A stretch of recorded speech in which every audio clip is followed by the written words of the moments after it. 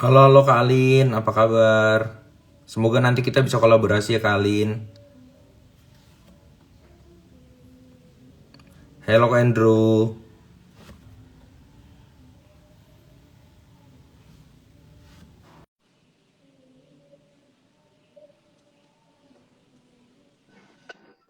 Mantap. Hai, Hai baby-baby halo semuanya. semuanya. Di sini aku Min Beb. Kamu apa? Saya Baby. Si Alin masih ada nggak? Oh, Iya udah udah keluar. off ya tadi ya. Iya, iya. Kayaknya bintang tamu kita udah ready nih. Wih, udah ada Pak Andre Lukito juga nih. Kita wave dulu ya. Kita Halo angkat. semua. Halo, halo.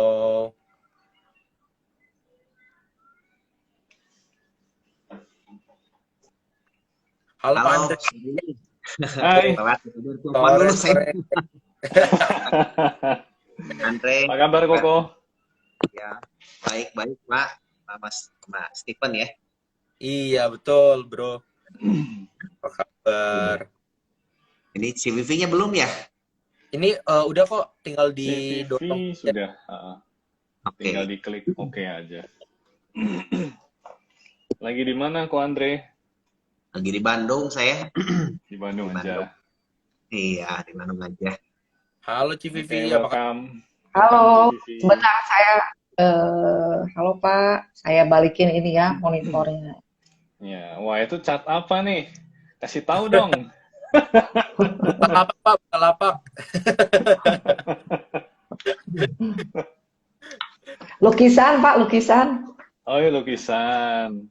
Ya, Thank you banget lo ya. Ini kehormatan kita baru pertama kali ngetes live IG ini berempat nih. Jadi Mantap ya. Rame-rame jarang ya, rebut. rame-rame nih, keroyokan. Jarang-jarang ada berumput. Andrew, ada Andre gabung jadi satu.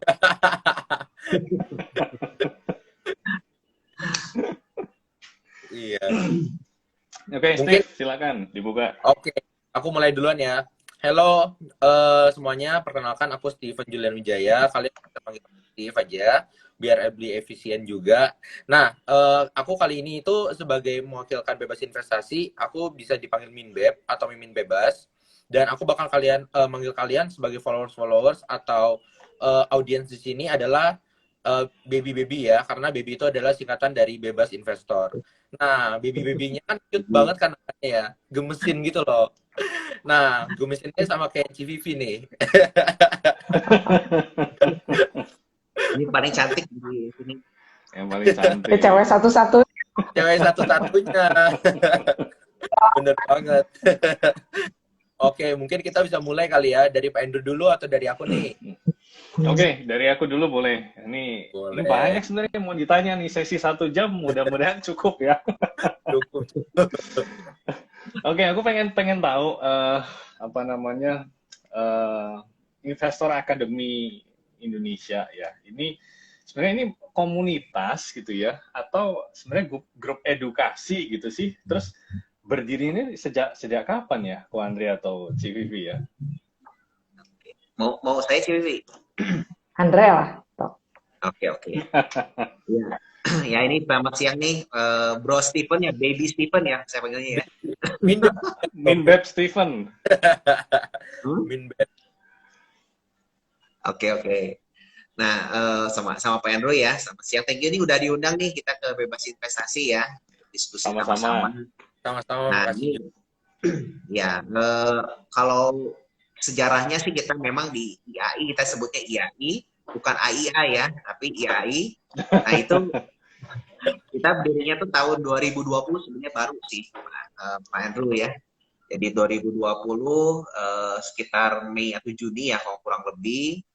Nah, kita memang sebenarnya tuh awalnya tuh seneng sih kita memang waktu itu kan ada Pak Donald, saya dan CPV ya. Memang kita sering sharing di Panin waktu itu Panin Sekuritas Bandung ya offline Hmm. kalau dulu gitu kan.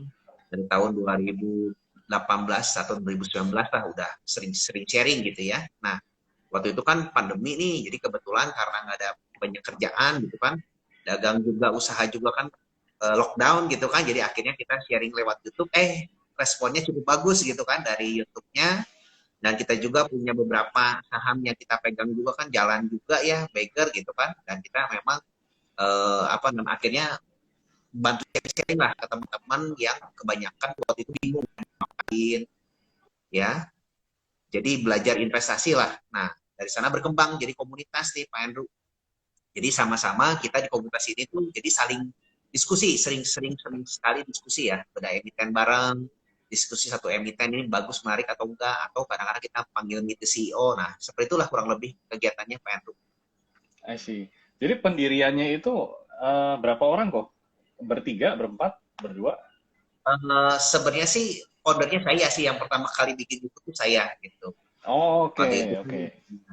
Gitu. Tapi waktu itu kan sempat ajak Pak Donald dan CVV ya, jadi bareng-bareng ya kita bertiga jadinya. Nah, cuman kalau Pak Donald sekarang lebih banyak aktifnya di, kebetulan sekolah lagi ada sekolah SBM project di Jakarta, jadi beliau fokusnya ke sana sekarang. Oke, bagi tugas ya. Iya.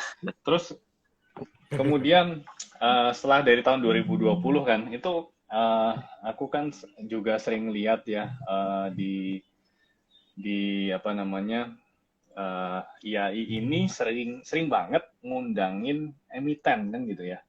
Jadi lewat Zoom atau lewat media online gitu ya, sering banget ngundangin emiten. Nah, penasaran aja kok, atau Cik Vivi nanti boleh jawab, bisa dapat akses ke emiten itu dari mana? Gitu ya kan, nggak semua orang nih, nggak semua community bisa nih nge-touch yang namanya sampai langsung ke emiten gitu. Oke, mungkin Cik Vivi mungkin mau jawab. Oke, giliran saya jawab ya, Bapak-bapak semua. Nah, ini Boleh. kalau ke emiten sih biasanya kita ada yang memang kita kenal, kita kirim proposal, atau ada yang kita iseng-iseng nih, saya kirim aja coba di chat gitu kan. Terus terakhir lama-lama karena kita punya komunitas, ya di komunitas itu ada channel juga orang yang kok Ci mau nggak ke emiten ini gitu. Nah itu lama-lama jadi kita bisa ada akses ke sana sih Pak. Terus bisa kadang-kadang suka ada emitennya sendiri yang nawarin, ini mau meet emiten, meet ini oke nggak gitu. Ya cuma kan kita juga karena kita kan memang basisnya fundamental ya Pak. Jadi kita juga pilih-pilih yang kira-kira kita serak cocok yang mana gitu. Tapi bukan berarti yang kita pilih itu udah pasti naik atau pasti bagus. Cuman kira-kira ini sesuai sama selera kita gitu Pak. Karena kita kan basisnya basis fundamental ya. Jadi kita suka yang ada story-nya, yang menurut kita, screener kita oke lah gitu. Itu sih Pak. Oke, jadi emiten yang diundang sama IAI ini apakah memang kebetulan sahamnya saat itu lagi dimiliki gitu? Ada indikasi seperti itu nggak? Kadang-kadang enggak, kita malahan ada yang kita nggak punya ada Pak. Oh, Cuman menurut kita oke, bagus kan. Kita pilih saham yang bagus, di harga yang bagus kan. Emang Betul. sahamnya bagus. Tapi kan kalau harganya belum bagus, kita belum punya Pak. Cuman kan kita udah mulai masuk watchlist. Wah ini mulai cakep nih, tapi masuknya tergantung tiap orang nawarnya mau di berapa gitu. Tapi ya berarti bukan berarti kita meet CEO mesti langsung dibeli, enggak. Jadi ya kalau yang kebetulan lihat ya cuman menurut kita ya itu cukup sesuai lah. Tapi belinya ya masing-masing kan murah mahal buat ukuran tiap orang beda-beda kan ya Pak. Kalau menurut itu gitu Ya. itu sih. Wait. Betul, Ini menarik. Aku mau nanya nih, kebetulan ya. Civivi sama Ko Andre ini biasanya itu ngobrol sama emiten ya. Itu biasanya ini online doang atau pernah set visit sih ke perusahaan-perusahaannya gitu? Kalau sampai saat ini sih masih online ya Pak, tapi kita sebetulnya pengen set visit ya Andre sekali-kali ya. Ya. Karena kemarin kan memang Andre ini udah malas mager pergi nih, pergi-pergian nggak mau, pengennya di ruangan situ terus tuh. Sama buku nggak mau pergi, diajakin kemana-mana susah. Nanti mungkin beres COVID kita mau visit langsung sih. Kalau di emiten kan di Bandung ada beberapa tuh Pak, sempat kita juga kan ditawarin ya. Ke sini. Nah cuman itu belum di follow up sih. Tapi kita nanti arahnya kita mulai nanti tahun By the way, bisa ya. kok itu buku beneran atau belakangnya wallpaper ya?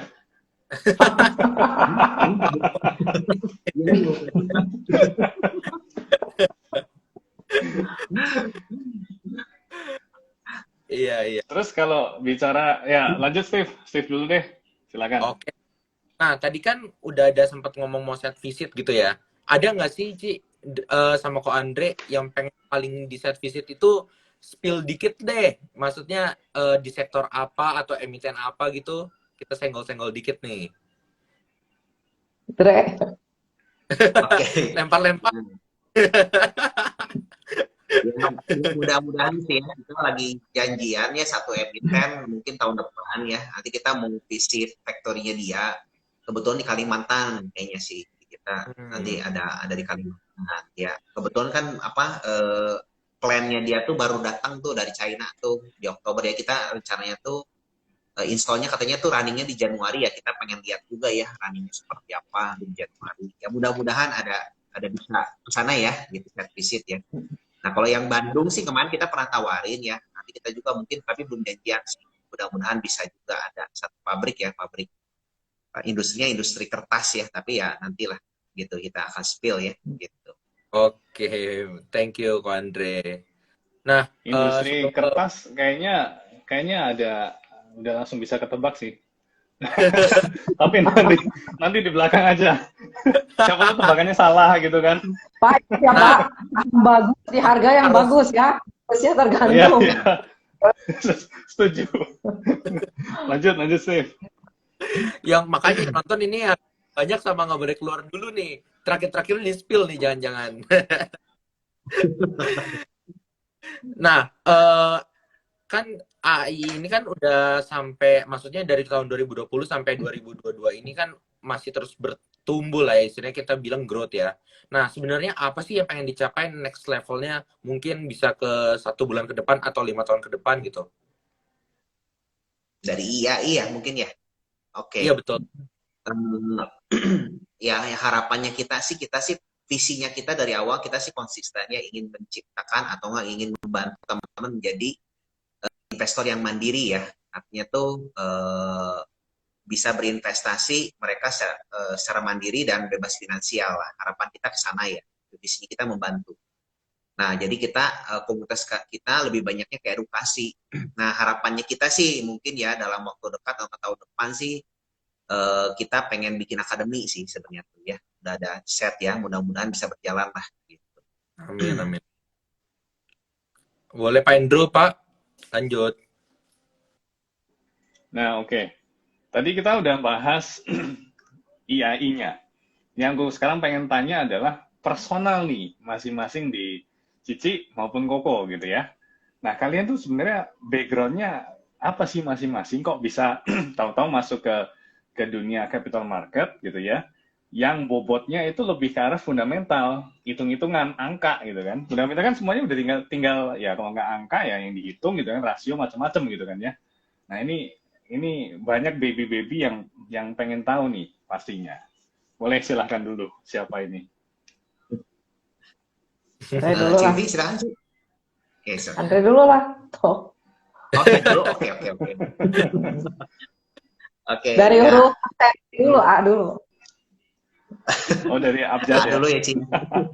A dulu. Nah, kalau saya sih memang sejarahnya sih awalnya dulu bukan langsung investasi saham ya, tapi reksadana dulu Pak Andrew. Nah, kebetulan kan dulu di tempatnya Pak Andrew dulu tuh saya ikutan reksadananya Pak. Nah, Oke. nah itu Ya.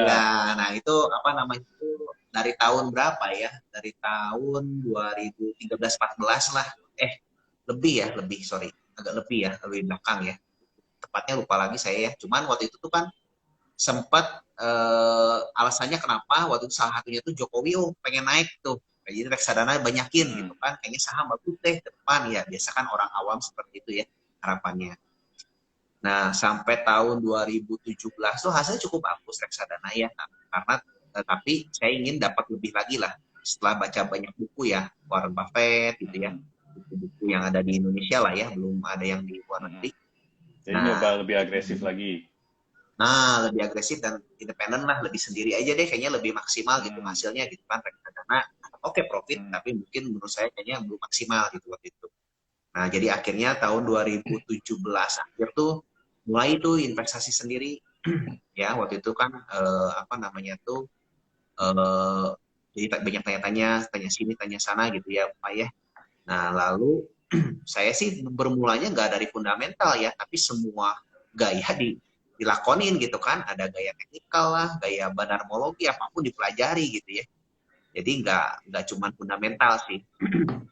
Nah, lalu dari sana tuh saya belajar banyak ya, banyak juga yang rugi. Saya juga kan, terutama di trading ya, karena trading saya nggak bisa ya, terutama di one day trading tuh waktu itu kan sempat saya apa ya ditinggal gitu ya, one day trading itu udah langsung dari tadinya plus jadi minus gitu kan, untung uangnya kecil gitu ya. Tapi balik lagi itu jadi pembelajaran lah buat saya sendiri pun, ternyata semua gaya ini semua bisa cocok ya, tergantung dari masing-masing orangnya sih, nggak semuanya mungkin cocok ya.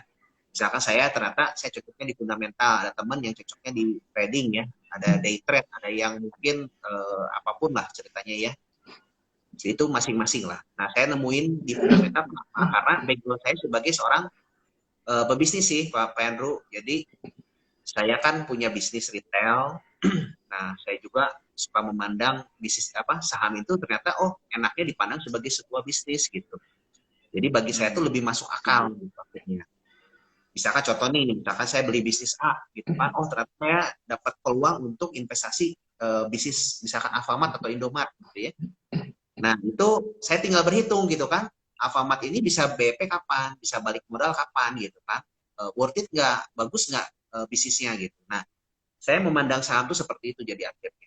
Karena background saya sebagai seorang pebisnis, itu jadi alasan saya memakai fundamental sebenarnya. Kayaknya seperti itu sih, jadi Pak Andrew. inline ya.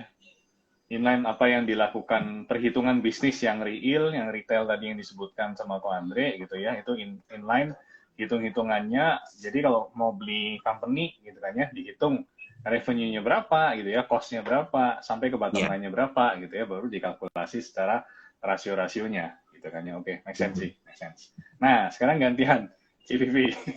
Silakan sih. Ya kalau saya kan memang dari dulu ya lulus kuliah tuh emang udah kerja kan, mau mahasiswa dulu lulus kuliah langsung kerja kemana coba-coba kan. Nah, terakhir saya sempat ke ya ini di sekuritas. Nah, ternyata udah masuk sekuritas, udah nggak pengen kemana-mana lagi kan. Ternyata ini sangat menarik gitu. Oh, ini saya banget gitu. Tiap hari selalu berubah-ubah dan terus kan anak baru masuk kenal sekuritas kan menggebu-gebu kan Pak. Semua belajar dari gitu kan. Cuma karena kita dulu kan awalnya di sales ya, jadi kita ngajar itu kan transaksi Pak, value kan. Jadi kita fokusnya ke trading kan. Nah, terus lama-lama trading ya dulu waktu masih muda kecepatan lebih cepat saya dulu kan. Tapi lama-lama kan pasar berubah, terus kayaknya kok capek gitu, banyak capeknya. Terus udah gitu orang-orang kelihatannya lebih banyak yang ruginya gitu kalau kita lihat kan dari porto-porto nasabah. Terus saya lihat nih, kalau misalnya orang banyak yang rugi, ya gimana mereka pada mau transaksi gitu kan. Ya akhirnya ya saya pikir ya kita harus bisa memberi nilai value lah kepada orang-orang supaya dia mau transaksi itu dengan kita sama-sama untung lah ibaratnya, jangan satu untung kita dapat fee mereka rugi gitu kan. Nah jadi kita mesti kasih keuntungan juga buat mereka, jangan kita mau fee transaksi tapi mereka rugi bonyok-bonyok kita nggak mau tahu gitu kan, nggak boleh. Nah jadi saya kepikiran kita mesti ngasih sesuatu dulu, makanya saya terakhir di Panel Sekuritas, karena kan saya juga di tiap hari mesti omset. Ya saya kalau nawarin ke orang ke sekuritas kan susah kan Pak. Orang kenal saham tuh kan, apalagi dengar si ini rugi, si itu rugi gitu kan. Ya kita jadi coba cari gimana supaya kita sama-sama untung gitu. Nah jadi kita tuh bikin kayak edukasi dulu. Nah di situ saya ketemu Pak Donald, ketemu Andre. Terus kita sempat juga bikin event bareng Pak Lokeng Ho dulu. Terus, nah dari situ jadi saya dari event offline tiap minggu dulu rutin ya. Saya undang Pak Donald, undang Andre kan.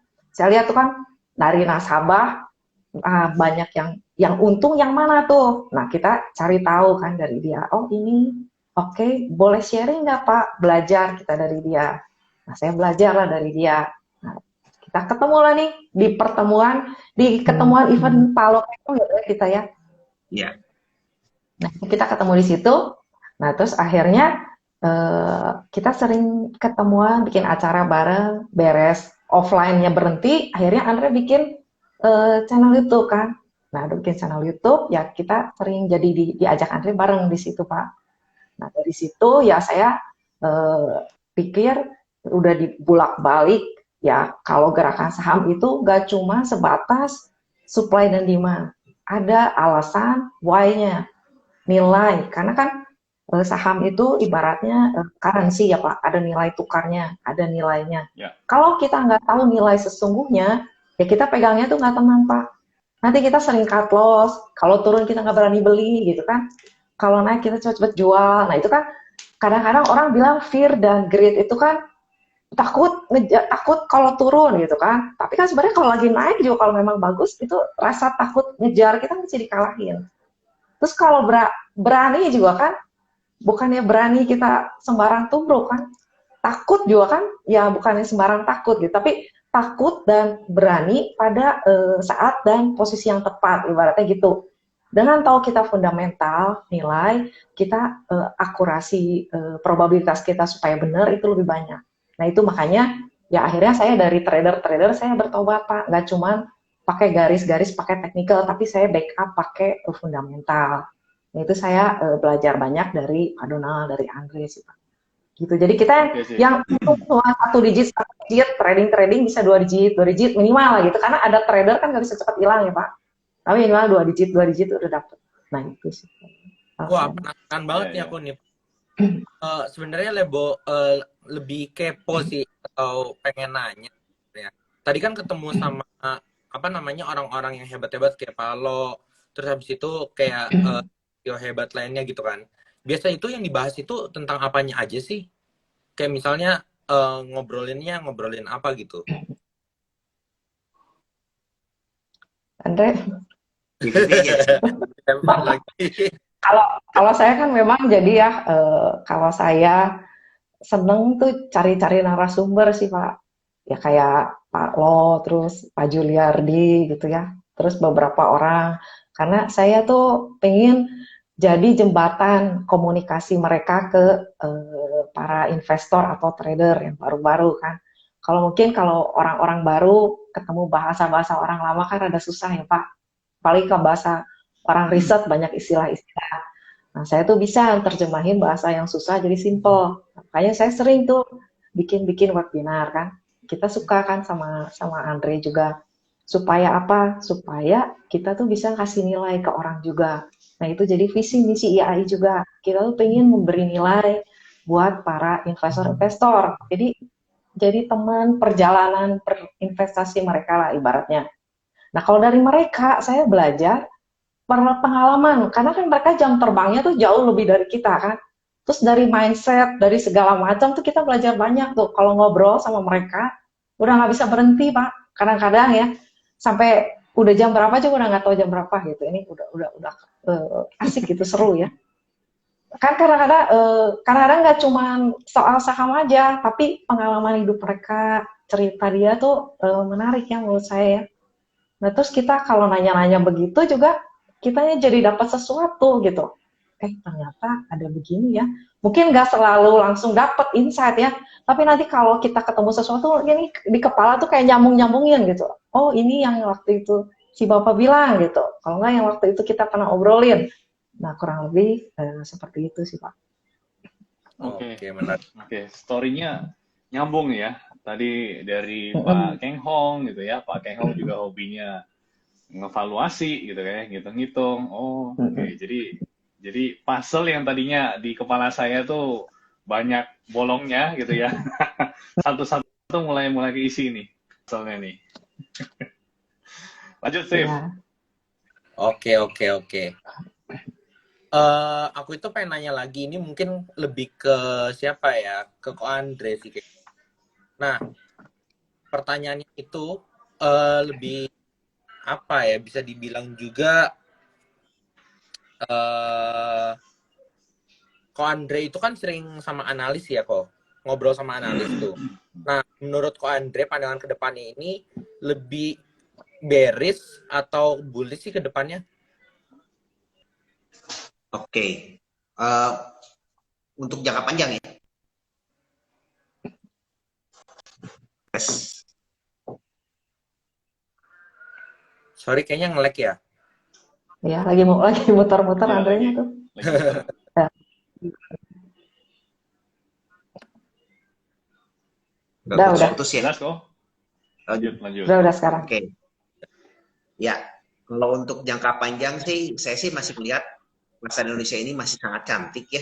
Jadi kalau saya nanya ke banyak teman juga, atau banyak analis, atau banyak, ya kalau kita lihat lah ya dari perkembangan. Jadi kan luar biasa. Bagi saya sih sangat bullish ya Indonesia ya, cantik banget sih. Oke. Mungkin Pak Endro ada tambahan Pak tentang saham Ya. kenapa bisa bullish dan sebagainya? Aku nyambung yang dari semalam sama hari ini gitu ya. Semalam the Fed juga udah ketok palu gitu ya, naikin. Bisa dibilang kenaikannya juga cukup banyak gitu ya. Plus juga bisa dibilang disinkronize dengan BI ya, yang juga tadi udah naikin 7 days reverse repo rate gitu kan ya, yang bisa dibilang di atas ekspektasi gitu kan. Nah, sekarang pasca kalau kita bicara yang namanya 7 days reverse repo rate kita itu sudah di 4,25 gitu ya. Nah, kondisi sekarang ini apakah justru berbahaya gitu ya? Karena ini sekali lagi bisa dibilang mematchingkan dengan bahwa inflasi di Indonesia sendiri ya, pasca BBM juga naik, itu memang apa adanya seperti ini gitu ya, makanya harus dikejar dengan atau diredam dengan kenaikan suku bunga. Nah, kalau kita melihat dengan adanya tren, ini kan sudah bisa dilihat tren suku bunga naik gitu ya, inflasi juga, dan nggak cuma di Indonesia, nggak cuma di US juga gitu ya, di Eropa juga. Nah, apa sih yang kira-kira sampai dengan kita bicara sampai tahun ini gitu deh. Tahun ini yang sekiranya masih belum diperhitungkan dengan matang oleh market gitu ya, atau bahasa kerennya tuh yang belum di absorb, belum fully absorb gitu ya, yang bisa membuat indeks kita sedikit rawan koreksi. Nah, di sini mungkin aku percaya banyak baby juga yang nanyain atau yang punya unek-unek nih ya. Karena indeks ISG kan juga sudah main di 7172 gitu kan ya, juga cukup tinggi. Nah, pasca BI ini tadi sudah mengkonfirmasi dengan kenaikan 75 basis, apa kedepannya yang perlu untuk kita antisipasi nih, gitu, Ko Andre. Pertanyaannya ke saya, Pak. Betul.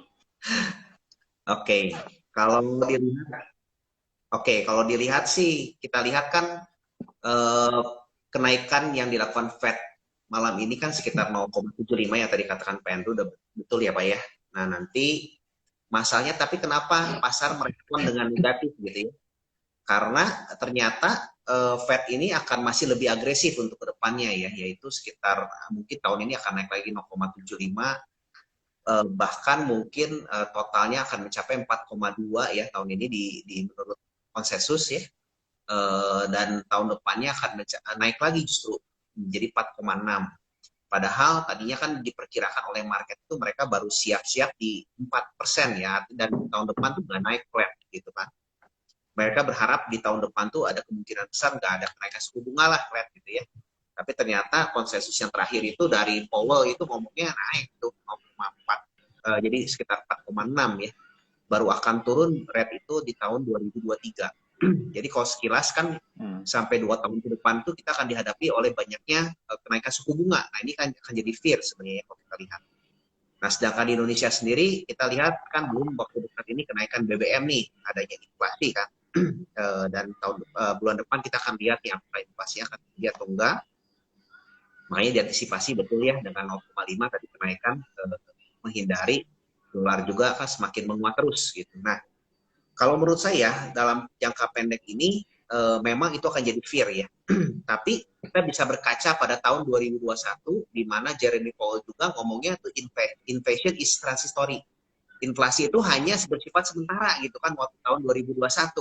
Sedangkan di tahun ini dia ngomongnya udah berbeda gitu kan. Di tahun ini tuh inflasi itu saya akan hancurkan gitu kan, akan redam gitu kan, udah berbeda sikap. Ya. Nah, feeling saya tahun depan bisa jadi berbeda juga sebenarnya ceritanya ya. Yang tadinya inflasi ini akan saya redam, tahun depan mungkin aja akan berbeda. Karena kalau kita lihat, sebenarnya tuh kalau persediaan barang yang ada di Amerika ya, di market US gitu ya, dan di China maupun di Eropa itu, terutama di Amerika ya, kalau kita lihat tuh gudang-gudang warehouse-nya si siapa, Amazon atau enggak banyak-banyak industri-industri itu penuh banget tuh barangnya. Kayak Walmart gitu ya, kayak Tesco gitu kan, dan lain-lain tuh semua tuh penuh tuh. Dia barangnya tuh banyak banget kan kalau kita lihat ya. Mereka tuh ternyata oversupply. Nah, kalau kita lihat dari sana, berkaca dari sana, ada kemungkinan besar ya di akhir tahun ini justru karena demand-nya makin menurun dengan kenaikan suku bunga yang agresif, oversupply ini akan ada karena ada oversupply juga, barang-barang juga bisa harganya akan meredam ya, nggak terlalu tinggi banget kalau menurut saya. Ya prediksi saya gitu ya. Mulai mereda ya gitu. Akan terjadi bullwhip effect gitu ya di akhir tahun ini, sehingga tahun depan justru bukannya malah naik secara bunga Fed, tapi malah akan turun. Ya, nah itu juga bisa jadi skenario kedua ya kalau menurut saya ya. Biarpun sekarang ceritanya seperti ini, itu akan bisa berubah sih. Nah, jadi kalau saya sih memandang semua itu jangka pendek, di mana inflasi Indonesia juga pasti akan tinggi ya karena BBM kemarin. Jadi justru ini time to buy kalau menurut saya, time to buy, time kita mulai mencicil ya, mungkin saham-saham yang menurut kita bagus, yang dipegang jangka panjang, yang kita expect, kita carilah saham-saham yang punya moat yang kuat, yang mereka bisa menaikkan harga jual mereka gitu kan, karena mereka punya moat gitu ya. Otomatis di tahun depan nih kalau inflasinya sudah terbiasa orang-orang gitu kan, UMR pada naik tuh, konsumsi mulai akan pulih. Di mana konsumsi akan mulai pulih, jelas akan menguntungkan perusahaan-perusahaan yang punya moat yang kuat sih. Nah itu sih pandangan saya sih, kira apa yang dulu. Thank you kok. Menarik ya. Jadi gubernurnya The Fed juga bisa dibilang sedikit menelan ludah gitu ya dari pernyataannya dia di tahun lalu, terus di compare dengan data ya, kita main data lah ya, dengan data apa adanya bahwa inflasinya tuh nggak mau turun gitu kan ya. Jadi gimana pun mereka harus melakukan aksi yang cukup ya supaya mengamankan trade balance gitu ya, mengamankan yang namanya ekonomi Amerika sendiri gitu ya. Walaupun pasti akan ada dampak ya, di mana kalau kita bicara ke arah Dow Jones, Nasdaq gitu kan ya, ini bisa dibilang tahun ini jelek banget gitu ya, belum ada kita belum bisa ngelihat ada kenaikan signifikan gitu. Nah, tadi aku coba hubungin sama pernyataannya Ko Andre kan tahun depan bahwa peak peak inflasi, peak suku bunga naiknya berarti sudah mulai akan ada penurunan gitu kan ya. Nah, kita bicara dari hari ini gitu ya sampai di 2023 bisa karena inflasi masih tinggi, suku bunga juga trennya juga masih naik gitu ya. Kalau kita bicara buat ngisi yang namanya porto, bagusnya ke sektor apa nih kok? Boleh nggak kok bocorin 3 sektor aja kok? Oke, kalau saya sendiri sih demennya ya, karena saya pandangannya untuk jangka panjang ya, Pak Andrew ya. Jadi kan karena bukan jangka pendek, saya akan mencari. Saya sebenarnya pernah spill ya di TikTok gitu ya. Saya coba kemarin tuh iseng-iseng bikin TikTok gitu ya. Saya coba lihat grafik di tahun 2011 tuh, di saat komoditas booming kan, batu bara naik gitu ya, batu bara naik. Nah, lalu setelah batu bara naik itu apa yang akan naik gitu ya, terutama yang akan naik itu yang paling kenceng tuh apa gitu. Ternyata kalau dilihat 2 tahun setelahnya, 2 sampai 3 tahun setelahnya, di mana yang akan naik itu adalah properti, itu yang pertama, yang paling tinggi properti. Tapi 2 sampai 3 tahun. Di mana properti itu justru yang paling terpuruk sebelumnya gitu. Di antara sektor yang lain tuh paling jelek lah. Nah, itu satu yang properti. Tapi setahun setelah komunitas booming itu, di tahun 2012-nya tuh yang booming itu bukan properti dulu, tapi consumer. Consumer dan industri ya, manufaktur ya. Nah, ini tiga sektor ini menurut saya menarik, dan keempatnya tuh trade ya. Keempat ini menarik. Finance naik, tapi di antara semua yang naiknya itu yang paling tinggi itu properti 2-3 tahun kemudian, keduanya consumer, ketiganya manufaktur, ketiganya trade. Itu sih menurut data yang 2011 ya. Nah, kalau saya sih apakah itu akan terulang ya? Menurut saya sih properti ini salah satu hedging inflasi kan. Kalau inflasinya tinggi kan juga properti ini kan banyak ya sekarang yang punya land bank tuh ya, dan diuntungkan ya, atau enggak yang punya bangunan-bangunan juga kan yang lama-lama udah ngebangun juga, mereka juga diuntungkan ya sebenarnya ya. Kalau menurut saya sih menarik sih properti ini ya, bisa di kita lihat ya. Tapi kalau untuk setahun ya, tahun depan saya sih masih berharap consumer, karena consumer ini juga balik lagi ya, bagi industri yang punya moodnya kuat dan mereka bisa pass on harga ke customer gitu ya, mereka harusnya tahun depan tuh akan cukup diuntungkan ya, karena kan tahun depan harusnya kayak UMR gitu kan menyesuaikan tuh, naiknya sesuai dengan inflasi, naiknya tinggi, daya beli makin pulih, nah harusnya cukup diuntungkan. Jadi kalau saya sih senangnya kalau mau yang setahun 2 tahun ya consumer lah, oke. Gitu. Tapi kalau Nah, mau yang Oke, yang naik, yang ini ya properti, oke. Gitu, Pak Andrew. properti. ada nggak kemungkinan dari sektor yang tadi kok Andre sebutin bisa jadi sebuah saham atau emiten yang nanti menghasilkan multi bagger gitu? Karena dilihat kan sekarang ini kan memang kok Andre sama CVV bahasnya tentang multi bagger terus kan. Nah, di saat yang sekarang ini itu kita dilanda merata atau masih belum pulih lah istilahnya ya, masih ada goncangan-goncangan kayak gitu. Sebenarnya ada nggak sih kesempatan untuk kita mendapatkan saham multi bagger di saat kayak gini? Gitu pertanyaanku. Oke. CVV mungkin Cik, mau jawab Cik. Andre aja lah udah pakar multi bagger. Oke. Ya, kalau untuk ngomongin peluang, justru saya melihat saat ini banyak peluang ya. Banyak peluang banget gitu kan. Kalau saya sih senangnya tuh agak berbeda ya. Kalau saya pernah baca buku namanya tuh Acquire Multiple, teman-teman bisa baca di sana ya. Justru saya mencari perusahaan-perusahaan bukan yang bagus, justru perusahaan-perusahaan yang jelek kalau saya. Yang jadi nanti akan mean to reversion. Artinya tuh mereka yang sekarang yang jelek tuh akan jadi bagus gitu ya. Nah, ada nggak consumer nih yang perusahaan-perusahaannya yang sekarang lagi diterpa badai gitu kan, lagi jelek ya, tapi nanti saat performanya bagus tuh mereka akan legit gitu ya. Saat ini ada, dan saya sih sedang ngumpulin ya, tapi saya belum mau spill ya untuk emitennya Kita teman-teman. Jadi ngomong ini cuma Andre di gimana kita ngomong berdua di chat. ya, tapi artinya tuh peluangnya masih selalu ada lah, masih selalu ada menurut saya tuh yang menarik ya. Nah, di sekarang ini kan dulu kan sektoral kayak EBT gitu kan nggak ada ya di zamannya kemarin tuh kan di tahun 2011 gitu. Nah, sekarang ini justru menurut saya sih ada beberapa emiten EBT juga yang menarik. Itu yang kedua ya. Kita bisa perhatikan juga gitu kan. Atau mungkin yang tadinya menjadi loser jadi akan jadi winner ke depannya. Nah, ini juga bisa kita perhatikan sih. Itu sih, masih peluang masih banyak sih menurut saya. Oke, Pak Andrew balik Pak Andrew. Aku ya nambahin nambahin pertanyaan disebut properti gitu kan ya. Ini kaitannya sama construction juga karena kita ngelihat geliat pembangunan di ibu kota baru ya di Kalimantan Timur sana kan tetap tetap ongoing ya, tetap jalan ya. Walaupun ya kemarin sempat ada hambatan sedikit di pandemi, tapi siapa sih sektor mana sih yang pandemi nggak kehambat gitu kan ya. Nah sekarang sudah mulai jalan lagi, terbukti dari kalau yang ku baca dari beberapa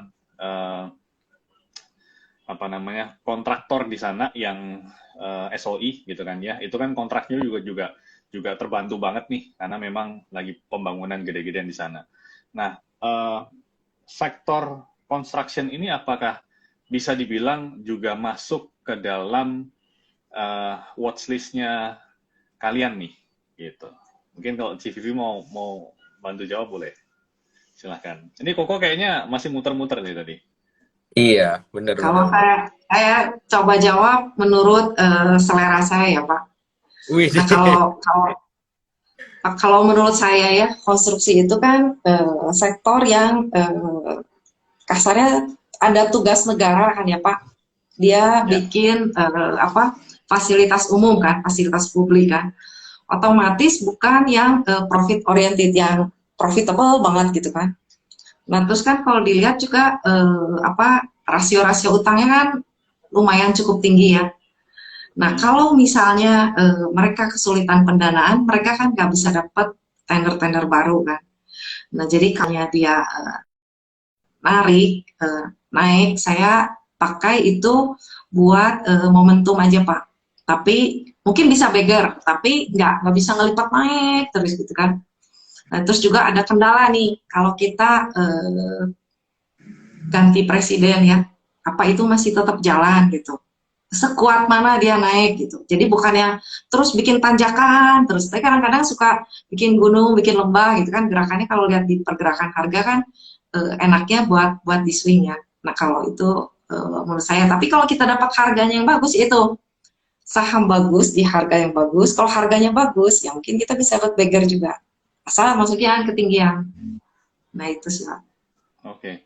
Kalau aku ngelihat sedikit kilas balik ke zaman pertama kali Pak Jokowi naik menjabat sebagai presiden gitu ya. Itu yang main kalau nggak salah kan konstruksi ya. Kencang ya di kala itu awal-awal menjabat. Nah, ini apakah akan mengkonfirmasi saat nantinya beliau purna tugas gitu kan ya. Justru konstruksinya naik. Nah kita mesti tahu Pak penggantinya masih melanjutkan visinya, visi misinya sama nggak gitu kan. Nah kemarin kan kita sempat tanya juga ya, apa anggaran, berarti kita lihat buat tahun depan kan, anggaran infrastruktur gimana buat tahun depan, ada kenaikan. Tapi dia kalau nggak salah proses bikin infrastruktur itu buat 5 tahun Pak. Jadi ya kita mungkin nggak main cepet-cepetan lah itu kalau saya momentum sih Pak kalau buat konstruksi kayak siklus gitu siklik. Oke. Memang kalau aku lihat dari konstruksi dilihat dari balance sheet gitu ya, dilihat dari rasionya. Tadi yang CVV bilang utang gede itu kan ya benar, memang kondisinya seperti itu gitu ya, karena mereka kan juga make dana pihak ketiga gitu kan ya. Ya bisnis modelnya itu seperti itu. Bisnis modelnya memang by nature itu seperti itu gitu kan ya. Nah kemudian kalau kita lihat juga teliti lagi rasio profitabilitasnya kayak return on equity ataupun net profit marginnya juga bisa dibilang tipis gitu kan ya. Ya balik lagi karena memang minjem duit bayar bunga gitu ya. Jadi makanya margin yang didapat tuh kan tipis gitu kan ya. Memang hal ini kalau aku ngobrol sama beberapa fund gitu ya, banyak di antara fund manager itu yang nggak suka gitu kan ya. Tapi kita kan kembaliin semuanya ke market gitu kan ya. Kalau yang namanya trader itu lebih suka memiliki prinsip bahwa market is always right gitu kan. Yang lagi naik apa ya udah ditunggangin aja gitu kan sampai tren naiknya selesai gitu kan ya. Nah, balik ke kalian. Ini kan kalian duo yang hobinya ngitung, yang benar-benar fundamentalis gitu ya. Jadi khusus untuk sektor properti, untuk diinvest, yes or no? Oke. CVV. Tergantung propertinya Pak. Kalau yang masih mosnya tinggi, oke. Tapi kalau udah sampai price ya saya keluar, nggak disimpan terus. Kalau kita kan fundamental tapi bukannya kawin sama saham selamanya Pak. Udah habis manis sepa dibuang, cari yang lain. Oke. Kalau story-nya habis udah cari lagi. Gitu. Nah, berarti aku mau nanya. Kita, Oh iya, sorry. banyak itu Lanjut, Kante. pertama kali apa ya? Saya pertama kali belajar fundamental itu kan pasti ngelihatnya tuh Warren Buffett tuh. Warren Buffett tuh selalu ngomong kan, katanya tuh holding apa my favorite holding period di stok tuh apa forever katanya kan, kalau kita sebut kan. Cari yang apa secara balance sheet lah, secara keuangan, secara cash flow, free cash flow-nya bagus gitu ya. Dari perusahaan yang wonderful kita sebutnya. Sebenarnya saya membaca buku Peter Lynch, ada One Up on Wall Street, itu saya pemikiran saya tuh berubah kalau kita sebutnya ya. Ternyata Warren Buffett pun juga ada namanya tuh evolusi ya. Kita lihat ya dari zamannya dulu dia tuh ternyata pakai Benjamin Graham, dia tuh nggak mencari wonderful company, tapi dia cari yang asset play gitu ya. Sampai dia berubah ke fokus ke wonderful company gitu ya. Nah, ternyata itu kalau kita lihat di frameworknya dari si Peter Lynch ini tuh tergambarkan dengan baik gitu ya, bahwa ternyata salah ya kalau kita sebutkan bahwa semua saham tuh kita pegang seumur hidup atau sepanjang masa gitu kan. Nah ini yang cukup berbahaya kalau menurut saya ya. Jadi kita harus kategorikan juga saham-saham mana yang kita harus pegang untuk jangka panjang, mana yang kita hanya pegang tuh jangka waktunya pendek. Bahkan kita jangan pegang lama-lama gitu kan kalau kita sebut ya, biarpun itu kita nilainya secara fundamental. Nah, untuk kategori properti ini, kalau menurut saya ini saham-saham yang kita sebut tuh cyclical ya. Cyclical ini artinya tuh kita hanya pegang untuk periodenya untuk jangka pendek, jangan terlalu panjang. Ya, bahkan kalau kita terlalu panjang, kita akan nantinya akan balik lagi tuh, nggak akan cuan ya kalau kita sebutnya ya. Sedangkan untuk saham-saham tertentu yang lain ya kita bisa pegang 5 sampai 10 tahun ya, yang kita harapkan bisa dapat baggernya tuh bahkan sampai ada ceritanya tuh saya lagi baca saya berdalami ya, saya ingin dapatkan juga ya, belum pernah dapat nih, rencananya tuh pengen dapat yang sampai 50 sampai 100 bagger gitu kalau kita sebutnya. Nah, tapi itu jelas butuh waktu yang panjang ya, hampir 10 tahun lah kurang lebih. Nah, kira-kira seperti itu sih mungkin kalau gambarannya. Jadi kalau untuk properti invest justru time to buy ya, tapi ya balik lagi kan, nggak kita hold untuk forever ya, tapi kita juga harus saatnya tertentu kita harus jual gitu. Oke, satu hal sebelum ke Steven ya, masih berkutat di property construction ini.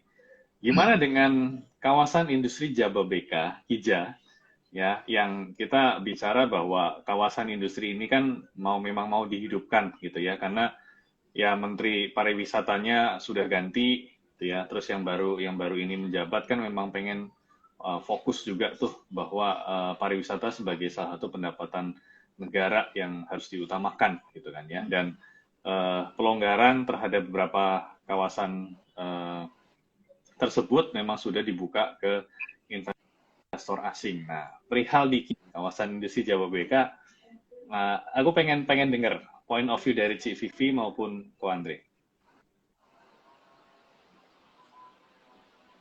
Oke, kalau saya nggak di Kija sih Pak, di counter lain Pak, counter lain, jadi saya nggak merhatiin. Oke, nggak apa-apa. Ini namanya juga ngetes kan? Di toko sebelah Pak. Itu toko sebelah ya. Oke, ke Steven, silakan, Steve. Sebenarnya pertanyaannya udah nyerempet tadi di Joko Andre ya, diambil duluan. Aku itu tadi sebelum mau move ke pertanyaan yang nyerempet-nyerempet itu, aku mau nanya dulu tadinya. Sebenarnya sektor-sektor yang biasa dipegang, bukan sektor sih, emiten atau saham yang dipegang itu, biasanya time frame-nya Civivi sama Ko Andre itu berapa lama sih megangnya? Bukan saham konstruksi aja ya, tapi maksudnya secara keseluruhan saham-saham misalnya nih habis meeting sama CEO, nah terus kelihatannya perusahaannya wah cakep nih, menarik, lagi hot-hotnya gitu kan. Nah time frame CVV sama Anda itu megang sebuah saham itu berapa lama gitu?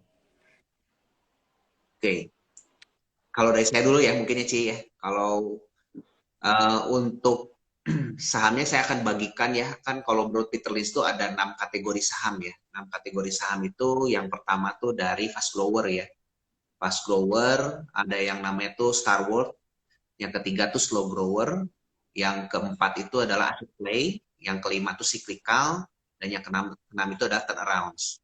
Nah, saya akan mengkategorikan dulu saham yang saya beli itu termasuk kategori yang mana dari 6 itu gitu kan. Nah, kalau ini masuknya kepada fast grower, saya akan punya mindsetnya mungkin apakah ini bisa menjadi 10 atau sampai 100 bagger. Itu yang pertama. Ya, kalau misalkan bisa gitu kan, saya akan punya mindsetnya 5 sampai 10 tahun. Bahkan lebih.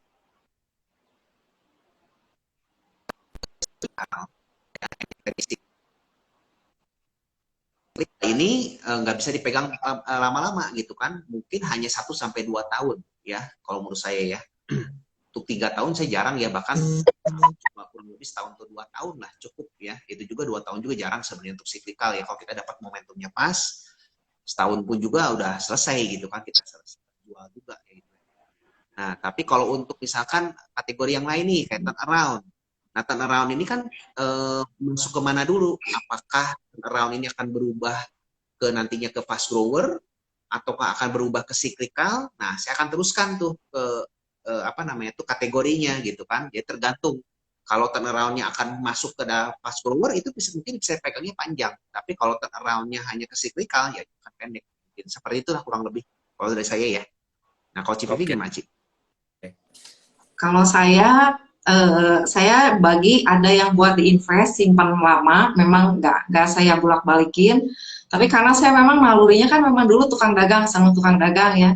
Jadi ada sebagian juga yang saya tradingin, tapi nggak cepet-cepetan lah, day trade atau swing trade. Nah itu kalau yang buat diinvest ya itu durasinya agak lama. Ada yang belum pernah saya jual, saya simpan terus karena di depannya saya pikir ini masih ada ceritanya. Kasarnya kalau saham itu masih ada apinya lah, katalisnya masih ada, itu saya simpan masih ada. Nah tapi ada yang kalau ceritanya udah habis, ya udah saya buang. Nah itu durasinya biasanya sekitar 6 bulanan lah sampai 1 tahun. Nah kalau yang buat day trade sama swing, ya itu bisa hitungan hari, minggu atau bulan, tergantung sahamnya. Tapi ya kalau itu porsinya nggak terlalu besar yang buat bolak balikin. Nah, gitu sih kalau saya.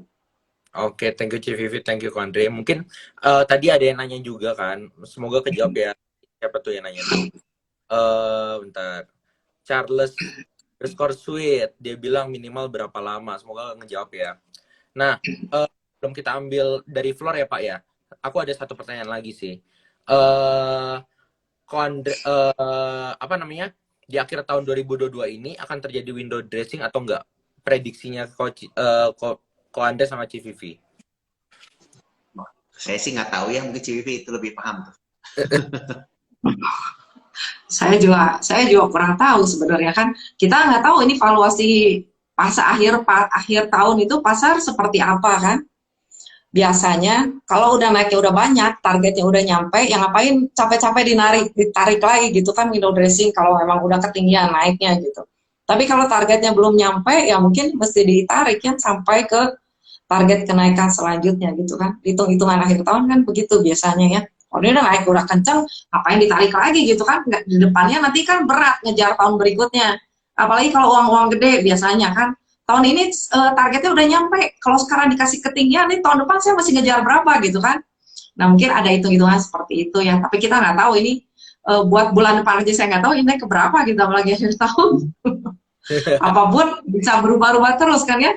Kayak kemarin Dow Jones minus 500, kayak kita malah dikasih indeksnya hari ini dari merah ke hijau ya. Udah price in ternyata ya. Bener banget. Mungkin Flor ada yang mau nanya, Bibi ada yang mau nanya, boleh ya tanya sama Ko Andre, mumpung masih ada mereka berdua nih. Daripada kalian penasaran tuh kan, boleh ditanya. Lagi Steve, ini ada yang nanya dari Eka Wati Lim. Oh iya betul. Boleh Coba, Pak Endro. Oh, aku aja ya. Ko Andre sama Civivi paling besar itu sudah punya alami mungkin maksudnya saham ya. Saham berapa bagger dan apa saham tersebut masih dipegang dan sudah berapa lama katanya. Oke. Andre tuh koleksinya banyak loh. Kalau saat ini sih saya yang terbesar sih baru 8 bagger ya. 8 bagger. Waktu itu di ASA dan sempat saya jual dulu. Tapi saya sekarang mulai koleksi lagi ya. Mulai koleksi lagi dari pelan-pelan ya. Tapi dulu belinya dari 400 ya. 400 tuh sampai ngejual berapa waktu itu ya. kurang lebih hampir 8 bagger ya, tapi nggak semuanya dijual di 8 bagger sih, kita sebut mah ya. Ada jual bertahap ya. Tapi kurang lebih hampir paling besar di 8 bagger. Gitu. Tapi kalau satu bagger sih sering ya, one bagger mah sering. Yang rata-rata sih 2 bagger lah, 2 baggeran lah kurang lebih gitu. Wah, ini sih yang langsung TP 5%, 10% per hari kena mental sih kok.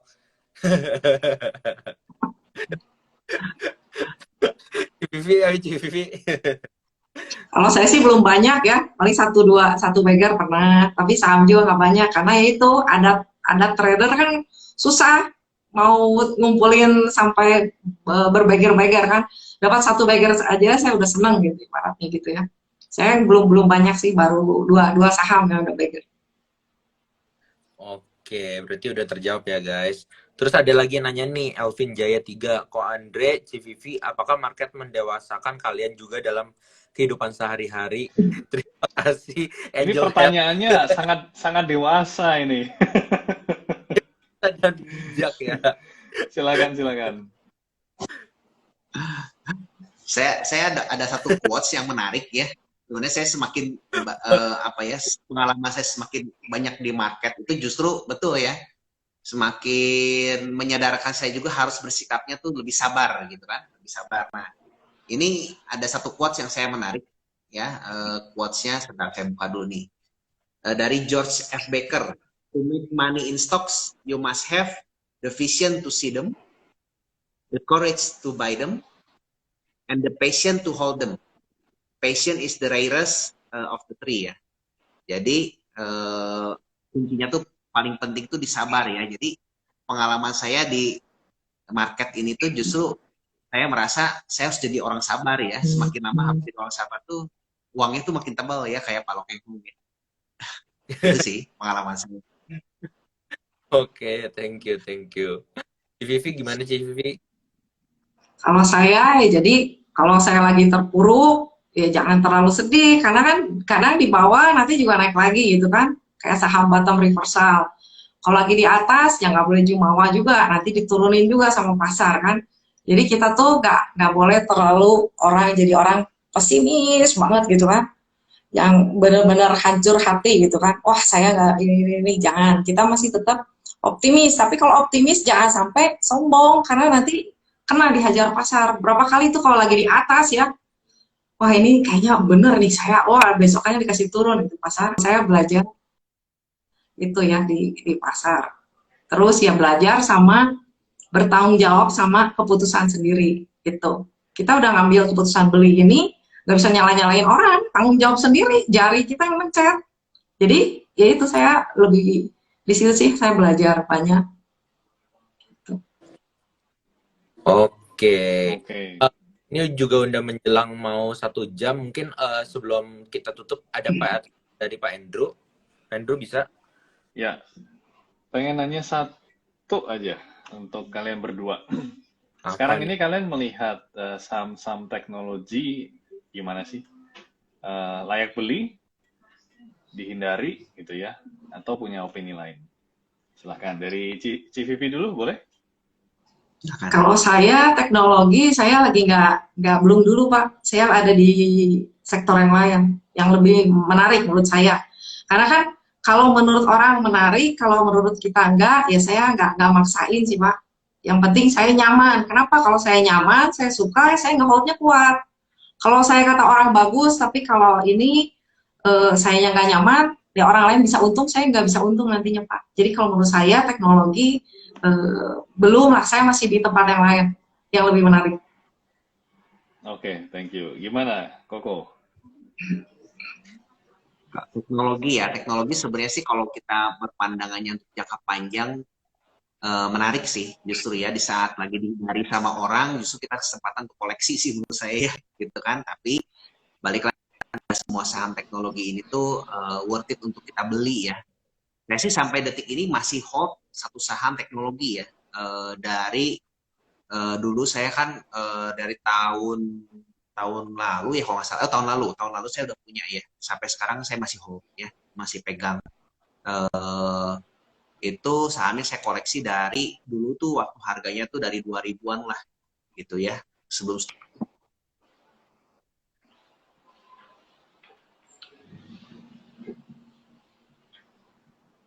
Masih Oke, muter. ini keputus kayaknya. Iya, masih muter dia. Muter ya Andre kayaknya. Aduh. Mm-mm. Udah nih. Udah nih muncul. Muter lagi. Oke, Ko Andre, cukup kebaca jawabannya. Jadi tetap masih punya satu saham di sektor teknologi yang memang masih disimpan gitu kan ya. sinyalnya kurang bagus ya. Sektor sejati. Mm-mm. Iya. Mm. Oh. Oke, balik ke Steve. Mungkin sesuai janji aku ya, sebagai Minbep yang memang terpercaya, setia, dan juga jujur gitu. Kita mau bocorin satu saham yang kita pegang masing-masing. Berempat ini kita emang udah rembukan gitu ya. Untuk bocorin di terakhir ini kita megang saham teknologi nih. Saham teknologinya itu Bukalapak ya. Jadi kok Andrew ini memang sayang banget sama Bukalapaknya. Jadi kalau mau Lo ini ikutin bukan tentang aku loh, tentang mereka loh. oh gitu ya. Oke. Salah sasaran ini. Salah. Oh, udah lewat juga nih. Oke. Berarti thank you CVV, thank you Ko Andre untuk waktunya dan kesempatannya. Semoga kita bisa jalin kerjasama ke depannya lebih besar lagi dari IG Live. Mungkin Ko Andre dan CVV kalau nggak keberatan nanti ketika kita udah menjelang update baru di aplikasi kita di Play Store. Dan BBB juga bisa download di Play Store. Udah launching juga dari tanggal 17 kemarin. Nah, nanti kalau kita udah update feature baru, nah, Ko Andre sama CVV bisa nih jadi expert kita nih nantinya ke depannya. Kurang lebihnya seperti itu aja sih. Dan baby-baby yang nonton barusan, terima kasih banget udah meluangkan waktunya. Dan ya saya ucapkan terima kasih dan salam. Bye-bye. Kalau dari Ko Andrew, bye-bye juga nggak nih? Ya, thank you banget si Vivi, Ko Andre udah jadi speaker kita hari ini, sore ini ya. Aku percaya, ya aku Steve belajar banyak sama baby juga semua yang dari tadi nyaksiin 1 jam ini pasti banyak dapat point of view gitu ya dari kalian berdua. Appreciate, thank you banget. Mudah-mudahan nanti kita bisa collab lagi soon di beberapa waktu ke depan gitu ya. Thank you. Di invite ya sama Stephen. Kasih Pak Andrew, Mas Semuanya. Sama-sama. Bye. Thank Ini you. baby ya. Ya. Bye. Makasih. Bye. Bye.